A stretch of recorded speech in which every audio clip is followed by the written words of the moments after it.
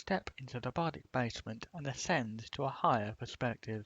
In this month's podcast, we have Chuck the Poet, Vanessa Horton Jonklaas, the Fed Sisters, and Jemima Hughes. First up is Chuck the Poet, who I discovered through his YouTube channel. He has been part of the Basement group for a while.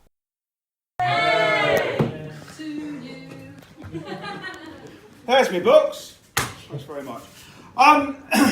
Thinking of is this working? Too many beers, too late in the set. Thinking of birthdays and anniversaries, I thought, what's the first poem I ever really heard and remembered and recited? I'll do it for you now. I think it might bring back a few memories. You might know it. I'll move away from the mic. Ip dip dog shit, you are not it! Thanks. Oh yeah, that's better, isn't it? This one's for Sammy. I'm on the lookout for a camouflage trouser. Trekked through shops and racks and rails everywhere. Searched high and low on displays and shelves, but I couldn't find a pair anywhere. The elusive camouflage trouser.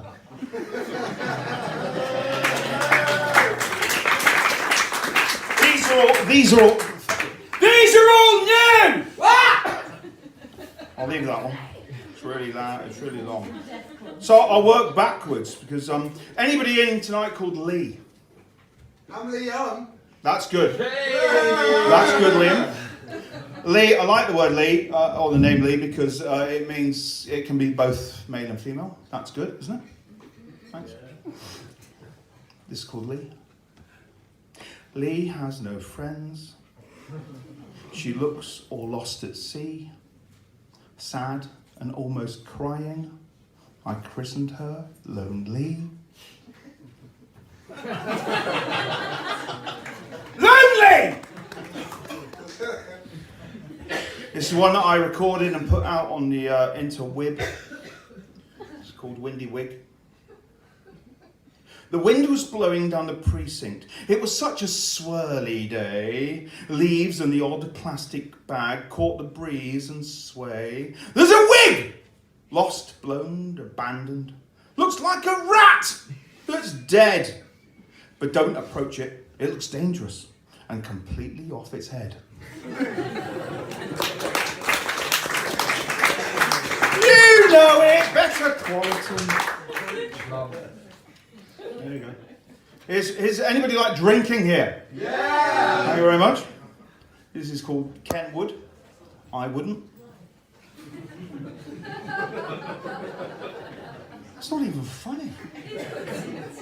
I don't want a beer in a Ken Barlow glass. Offer me a pint, it will not pass. But a half with a handle from a car barkeep lass is as wet at the outside as a freshwater bass. I don't want it, don't need it. I want a straight pint, see, full of golden ale. Give it to me. On Saturday night, I might have 3.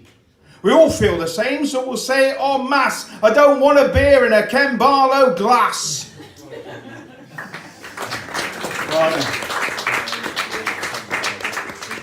I don't know how long I've got, I'm just keeping going. Anybody been to the seaside lately? Yeah. We like the seaside. Seaside's good. This is called Seagull. I'm a seagull out at sea, fishing for fish. Look at me. Swoop and wheel, dive and devour. Day after day, hour after hour. However, lately I will declare holidaymakers everywhere. I fly high and above the beach and pier, especially the latter. Because I like a chip with a diet of fish, especially when served in batter. Quite frankly, ladies and gentlemen, seagulls are skinhead birds. If skinheads were ornithological, they would be seagulls. Right then, I'll leave that one last. Right, second book, Jelly Toffee. What I've done here, ladies and gentlemen, you like this, is I've taken the number one tune, Liam! Last Button Corby, ladies and gentlemen. I'm hitching home. Jelly Toffee, second book. We'll do this because if you've seen this before, it's got a new ending. I like that.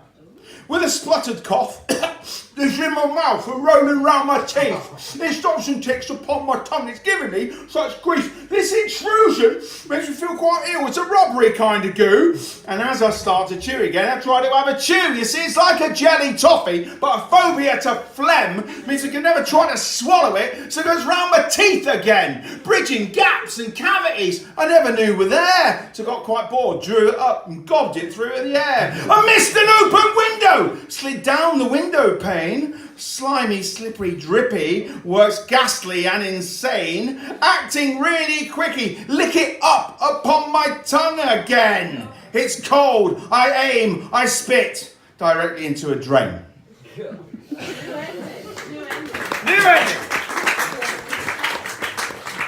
Last one. I'd like to think this is going to go out to all of you who have got a mobile phone. So before I go into this, I will say happy birthday to Run Your Tongue. Thanks for coming out tonight. Thanks for supporting Rob. Thanks for Johnny's Happy Place. Keep supporting. And if you want to go down to London and kick over a couple of politicians, a couple of statues, just do it. Revolution. It's called Your Phone.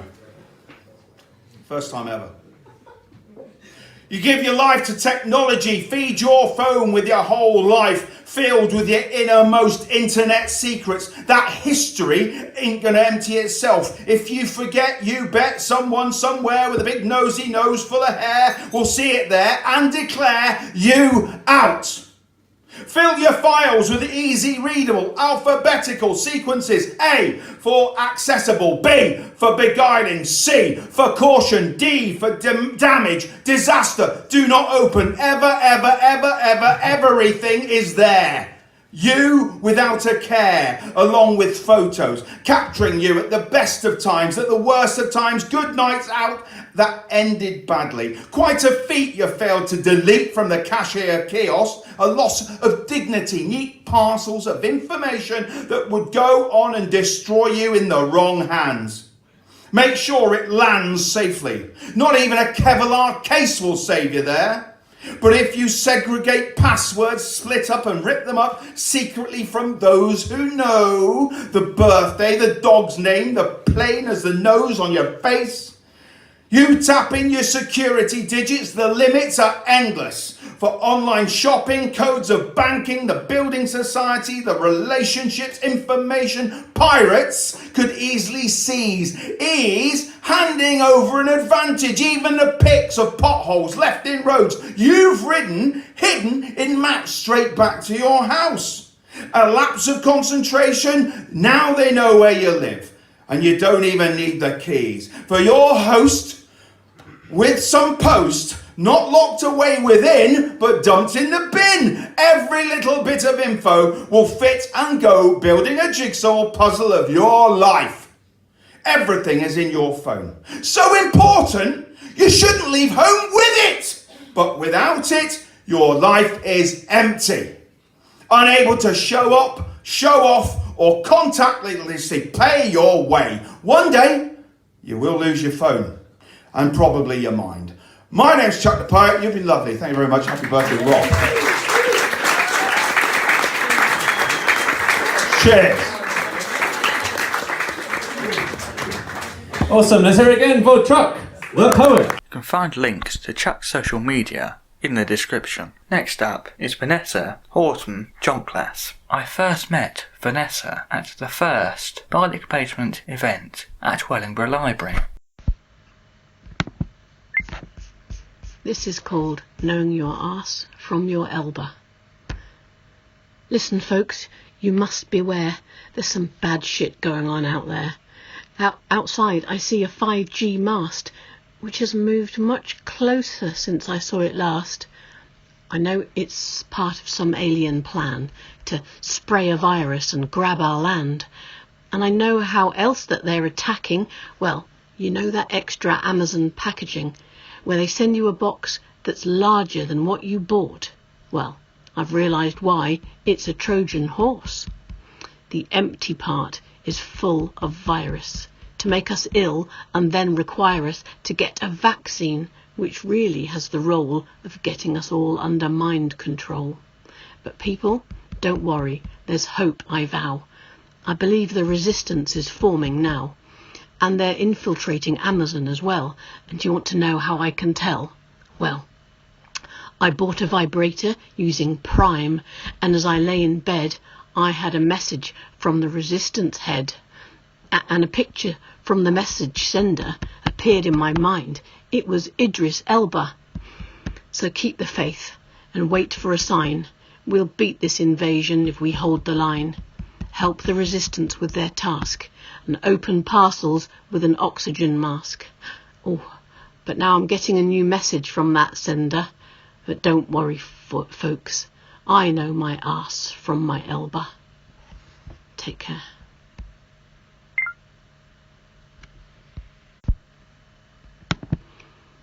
So this one is called Wake Up Daddy. It's one I wrote very late one night when I was watching the news, and I saw a horrible report about a bomb strike on a village. I think it was in Yemen, but it was horrible.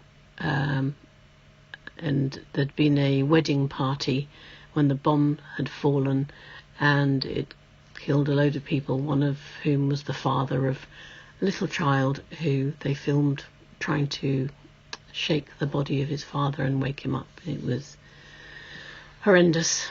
So wake up, Daddy. Go wake your father. The crops need tending. Go wake him now. The roof needs mending. Wake up, Daddy. A little boy's voice. Wake up. Go wake your father. The planes are coming. He must be asleep. I can't hear his drumming. Wake up, Daddy. A tear-stained face. Wake up. Go wake your father. The baby's crying. Interrupt his dream. Humanity is dying. Wake up, Daddy. Small hands clutch. Wake up. Wake up, Daddy. A little boy's voice. Wake up, Daddy. A tear-stained face. Wake up, Daddy. Small hands clutch. Wake up, Daddy. A fatherless child. Wake up. Hush now, and cease your crying. You cannot wake him. There's no point trying. Get up, child. No one can wake your daddy. Thank you.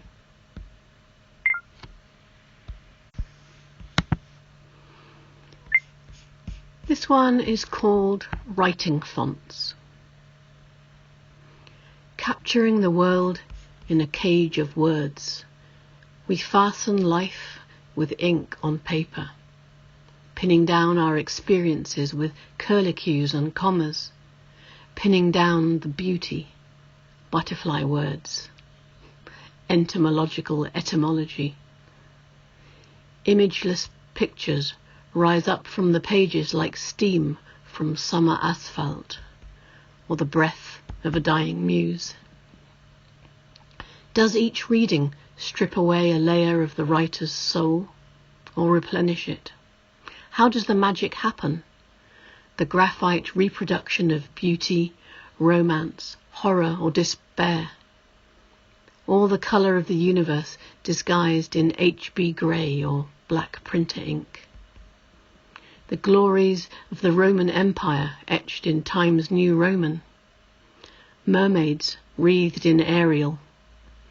Poems christened in a font of the author's choosing, and then born and reborn in the reader's eyes, offspring judged by strangers. So take these words by the hand, and please treat them kindly. Thank you.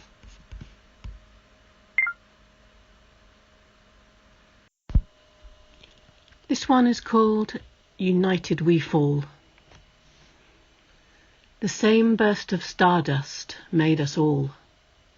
The same hot sun holds us all in thrall. Baked us in the oven of creation and coloured our skin. Governs the planet on which we spin. You think she hides behind a burqa, while you hide behind a two-faced smile. You find God in a cosmic event. Another finds God in the smile of a child. But as in the beginning, so the end, together regardless as foe or friend. And in the end, what good will the fighting have been as the sun goes down on our final scene, as the unimportant is sucked away, flung back to the void on our final day, as we turn to each other, stripped bare on that plain, we'll finally see we are all the same. So regardless of today's divisive calls, of hate-mortared bricks in fear-fashioned walls, at the end of days, it's united we'll fall. Thank you. Next up are the Fed sisters. I first met them at the Kettlebell Connection in Kettering. They would describe themselves as not being as soppy as they sound. LOL. I'm just going to sort these microphones out. Just double check. We're the Fed sisters. Right. Yes. Sorry.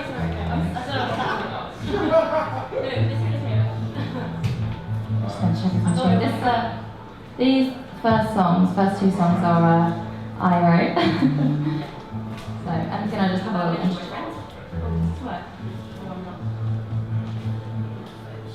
Check this out.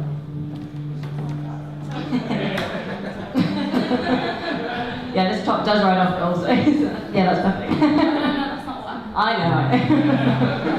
They got it. Not sure. Yeah, perfect. Amazing. After that, yeah. So this first one is called Sorry, aptly named. As I say sorry all the time. Right. I'll just go around now, yeah? I'm sorry I broke your heart. Watched as your world fell apart. The look in your face took us right to the start. I'm sorry I broke your heart. I'm sorry I broke your face. I figured we needed some space. I bloodied your nose with a drunken disgrace. I'm sorry I broke your face.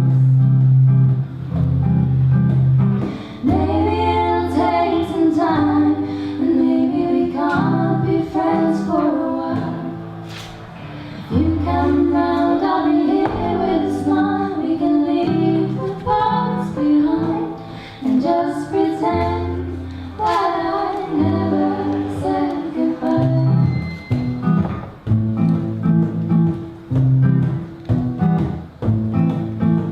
I'm sorry I didn't stay. It's just you were driving me insane.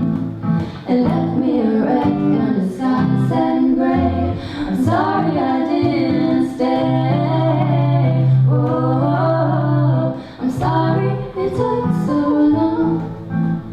And that's why I'm writing you this song, to lift up your spirit, to help keep me strong. I'm sorry it took so long. Maybe it'll take some time, and maybe we can't be friends for a while. If you come round, I'll be here with a smile. We can leave the past behind and just pretend that I never said goodbye. Just pretend that I never said goodbye. Thank you.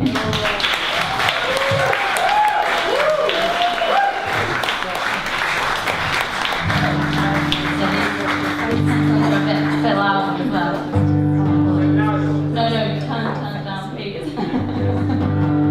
Okay, that's alright. Yeah, that's perfect. This is a song written for my ex-boyfriend in the audience, Chris Gilbert.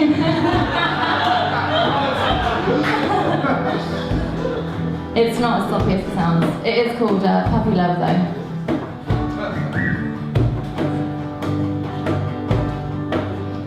Ooh, you sing of whiskey and I don't care. And I'm not scared of you, 'cause you're shorter than me. He sings of love and that he is mine. And I'm just fine without some old Romeo or Eskimo kisses. I know the public displays of affection can give you a sizable rejection of my heart. Let's kill puppy love. Let's set a trap for Cupid with his music and his arrow up above. I'll fight against heartache and just keep along my pathway, and I promise not to hold you in the night. But for now, let's just spend some time together, 'cause I think you're alright. Oh, you sing with slow gin when I'm concerned. If I'm being honest, you sound like an alcoholic, and maybe you could learn from guys that sing about my long brown hair and how they swear at my angelic eyes light up the sky. Oh, it's easy enough to pretend, to say that it's all fine. I'm feeling alright, yeah. No one to battle or to defend. But then I tripped and I fell for a friend.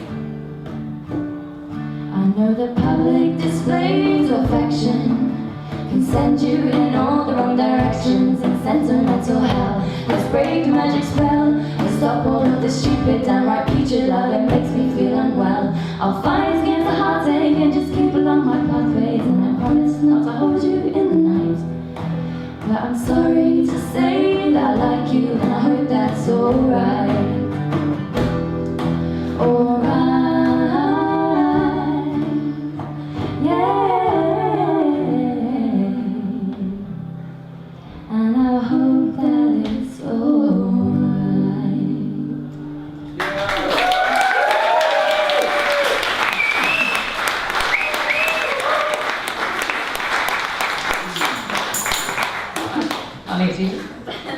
So we are on all the things, Instagram. Yeah, we're literally basically supposedly on everything, but we just don't really We're post. going to call ourselves the Feds, but it's really hard to find us if you search the Feds, you know, on Google. But yeah, we're the Fed Sisters on Facebook if you want to find us.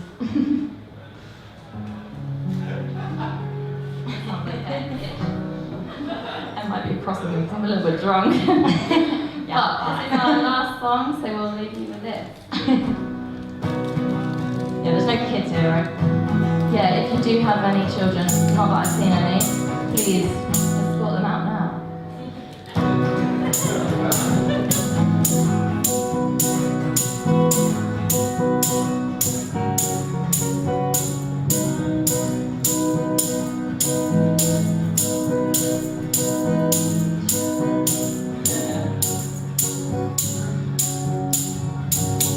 I don't give to the biggest shoe seller, 'cause he's probably on heroin. I walk past him with a grin, and if I can, I kick his dog. No, I don't give to the bus driver. He's talentless and lazy. He's ruining the country. I think he should get a job. Instead I give my money to Walmart for his tax evasion, Primark for his child labour, Texaco for the next invasion. Don't give a fuck about you, I give my money to the millionaires. Give all my money to the millionaires. I give all my money to the millionaires, and I don't give a fuck about you. Yeah, I can't get that drum in. I hate this game.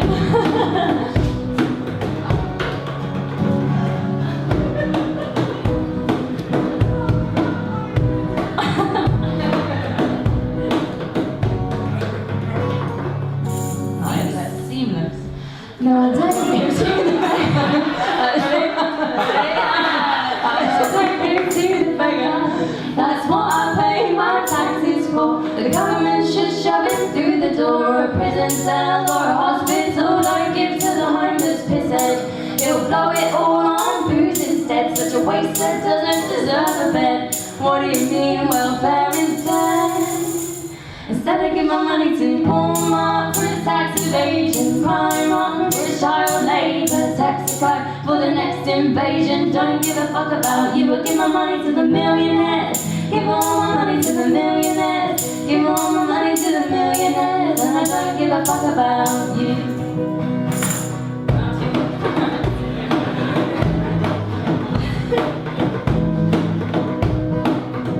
It works better when I have a pet. My fingers are bleeding.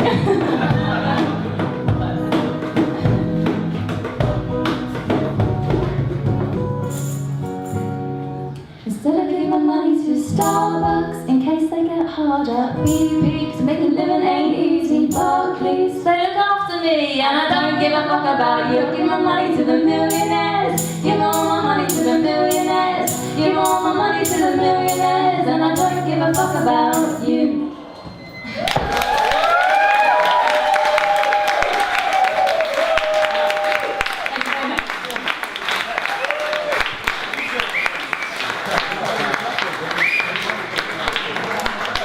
Their social media links are available in the description. Last up is Jemima Hughes. I first met Jemima at the Kettlebell Connection in Kettering. Sit back and don't relax. A multi-slam winner and runner-up in the 2020 UK Slam, Jemima is a performance poet who will drag you through the minefield of the unorthodox. She will take you on a journey through her own experiences, providing a relatable outlet and encouraging conversation. Not for the faint-hearted, but definitely from the heart. The poem you're about to hear is from her debut collection, Unorthodox, published with Verve Poetry Press, which is available on their website. And you can grab your signed copy on her website. Both links are in the description. Cool, so I'll set the scene. It's a normal day, as normal as they get by now anyway. Early morning, Monday. Said goodbye to Mum, she's got to get on her way, work to be done. College awaits me and my 10,000 word essay, which was definitely due last Thursday, but I scribbled the rest last night watching Pineapple Express on Blu-ray with the words, "Potential is nothing without persistence," in my teacher's voice on replay. T, social media, an encyclopedia of selfies filtered in sepia, a blatantly subtle Facebook post skirting around her recent heartbreak from Amelia. Before I feel the urge to slide into her DMs and check it's not too severe, I should probably get off of here. So I flick over to ASOS, they've got a sale on and maybe the jacket I saw is lowered in cost.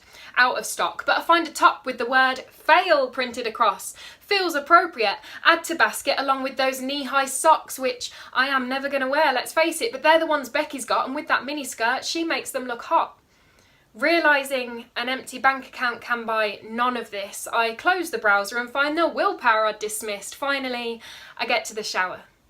I'll be ready to leave within an hour. I emerge, resist the urge to check Facebook again. Hair's dripping wet, it was longer back then. Takes 2 minutes to dry these days, back then an easy 10. So, hairdryer, full heat, full power. I'm living out Michelle before reverting back to Wallflower, singing a cappella, murdering Rihanna's umbrella. But in my head, my performance is stellar. When the sun shines, we shine together, hair flick, freeze. Scream. Silhouette darkens doorway, he's come to take me. How did he get in? How do I get out? He's blocking the only exit and no one's gonna hear me shout. In my head, I'm running, in reality, hostage. Next move, consequential. Hairdryer mutates, gun to temple. Flashbacks assemble, legs begin to tremble. Fall to knees, beg him, second scream. Accidental. It's my brother. Come to say goodbye. I thought he'd left, now his distress, so am I. I'm a mess, he holds me, we both cry. Tears burst, cartoon-like from my eyes. I sob for the future that's gone awry. I'm a live wire. I say, I'm quite the electrician, he replies. I'm used to a shock. But one moment backtracking feels like scissors cut the rope and I don't know when the fall will stop. He says, who worries about scissors when you've got me? Scissors can't beat rock. He strums my vein. The one I've picked to the chorus of Jar of Hearts, replaying again and again. Vocal cords shredded from my inharmonic release of pain. Heartbeat amplified by the cranked up strain. Finger taps to stay present. Techniques to entertain my distorted brain from giving too much feedback that only leaves me drained. Are you going to be okay? I feel like I should ask him the same. He leaves. I take 5 more minutes to grieve, return to my feet, legs still jelly, breathe. Talk myself out of finishing my hair without having to speak. I'll arrive at college hair wet for the following week. Isn't it funny how one trauma continues to traumatise, but not in a funny way? Potential is nothing without persistence. But not today. You can find links to Jemima's social media in the description to this episode. Thank you for listening. If you like what you hear, please subscribe and share this podcast around. And another thing, you can support the Bardic Basement by going to our Ko-fi page. Thank you. You can donate by looking in the description or going to our website.